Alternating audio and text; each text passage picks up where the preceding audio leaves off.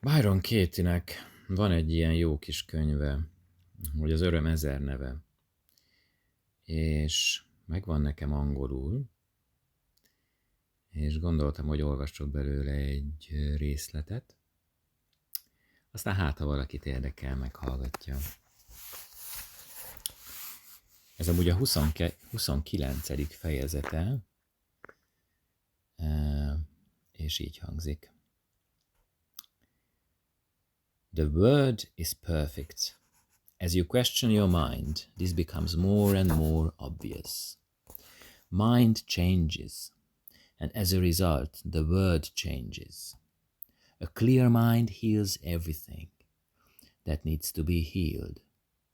It can never be fooled into believing that there is one speck out of order.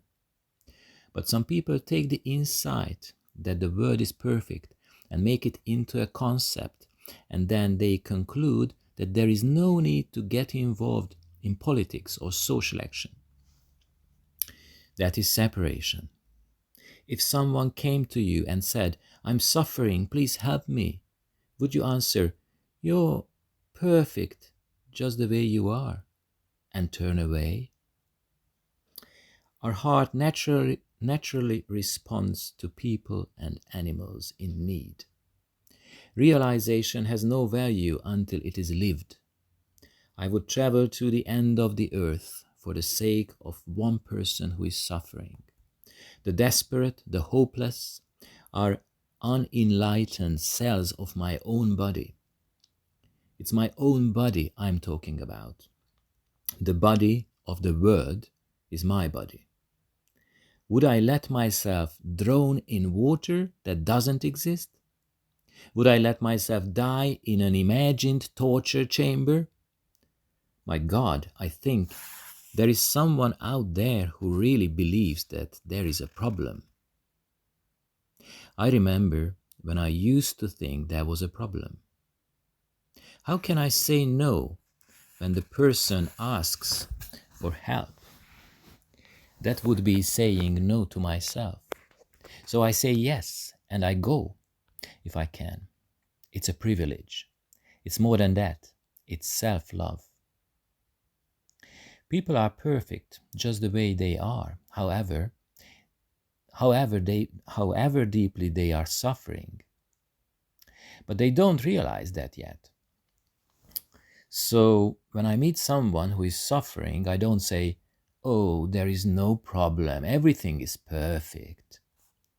Though I can see that there is never a problem, and I'm available to help him see that.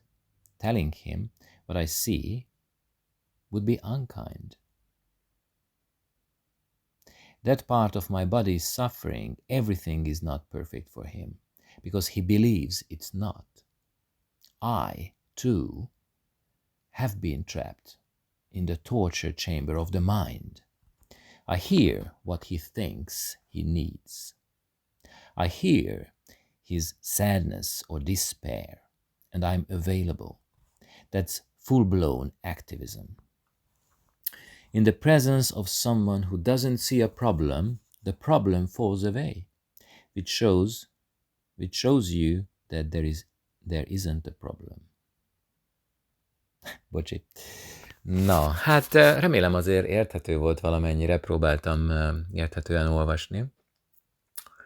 Itt-ott egy picit éreztem, hogy megcsúszott az érthetőség az olvasásban, de remélem azért értitek, vagy hogyha megvan nektek a könyv, akkor olvassátok ezt a részt.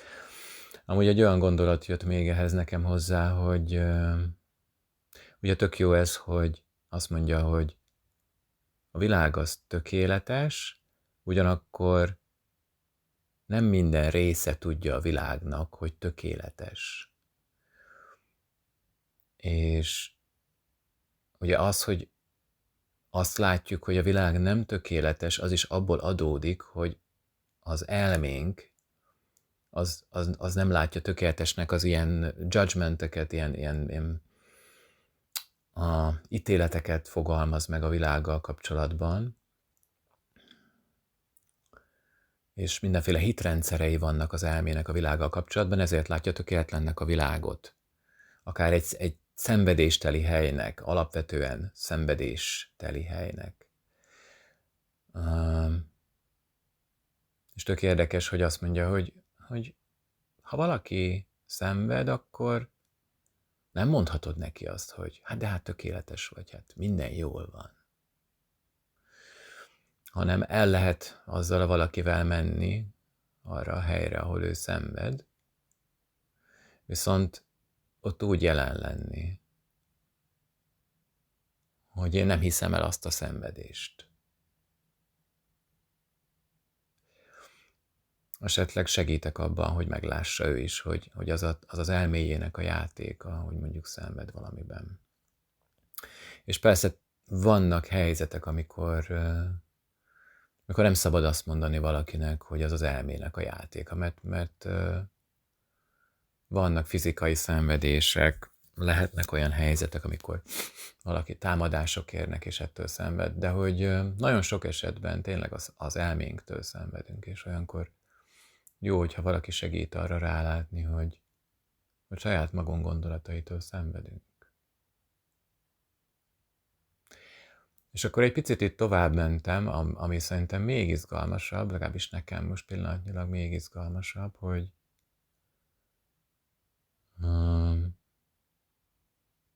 mi magunknak is vannak olyan részeink, akik elhiszik, hogy a világ az nem jó úgy.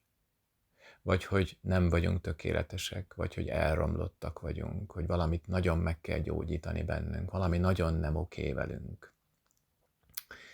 Vannak ilyen részeink, és akkor arra is azt mondja Byron Katie, ezen keresztül, legalábbis én erre is alkalmazom, hogy menjünk oda ahhoz a részünkhöz, és nem mondjuk annak a részünknek azt, hogy hát ne viccelj már, hát tökéletes vagy, hát nem is értem, miről beszélsz. Hanem csak legyünk ott azzal a részünkkel, megértően, de ugyanakkor tudjunk akár egy ilyet felmutatni annak a részünknek, hogy adott esetben valami olyasmitől szenved az a részünk, ami lehet, hogy nem is valós, hanem csak az elménknek a terméke.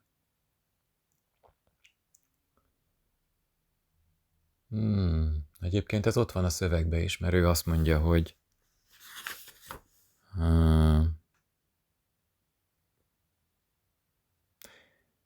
it's my own body I'm talking about. The body of the word is my body. Igen, tehát, hogy minden az én testem, minden én vagyok. És amúgy, ami meg tényleg én vagyok, az meg tényleg én vagyok. Szóval, hogy azzal még inkább lehet így bánni, vagy hogy fordulhatunk ehhez a részünkhöz még inkább így, hogy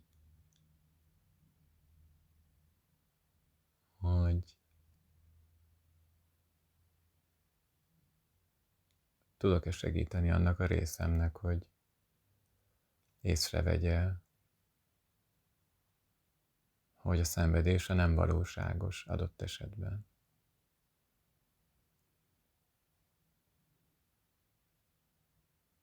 De igen, lehet, hogy az első lépés, ami sokkal fontosabb, azt ki szoktuk hagyni, hogy egyszerűen csak fogadjuk el, hogy ő abban a pillanatban, az a részünk, az teljesen valóságosnak éli meg a szenvedést valamitől. És akkor, hogyha nem akarjuk azonnal megjavítani, és elmagyarázni, hogy hát miért nem érted, akkor abban a részemben is megjelenhet a bátorság arra, hogy az erő, az energia, valami arra, hogy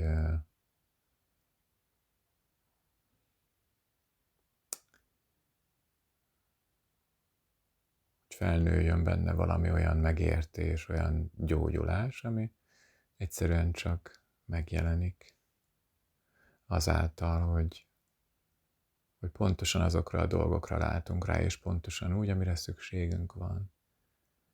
Nem valami erőltetett dolgokra kell rálátni, nem ráerőltetni bizonyos dolgokat arra a részünkre, hanem azok a dolgok lehet, hogy teljesen spontán és önkéntelenül, és úgy nagyon lágyan, saját ütemükben fognak így megjelenni, és így kilökni azt a kis homokszemet, amit az elme oda tett,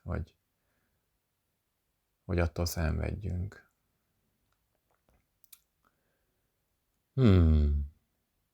Szívesen várom, szívesen hallgatom, vagy olvasom a véleményeteket, nyugodtan kommenteljetek.